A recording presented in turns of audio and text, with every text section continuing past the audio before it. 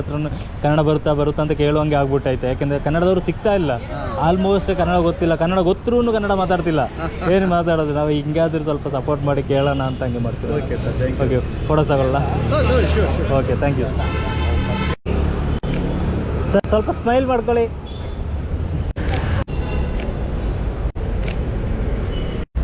Sir. Photos ನೋಡ್ತೀರಾ? ಎಲ್ಲ okay, ಇಚ್ಛೆ ನೋಡಿ, ಇದು ಬ್ಯಾಗ್ ಇದೆ.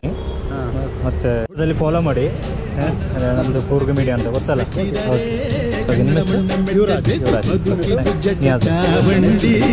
ಇದು ವಿಧಿಯೋಡಿಸುವ ಬಂಡಿ, ಬದುಕಿದು ಜಟಕ ಬಂಡಿ, ವಿಧಿ ಅಲೆದಾಡಿಸುವ ಬಂಡಿ.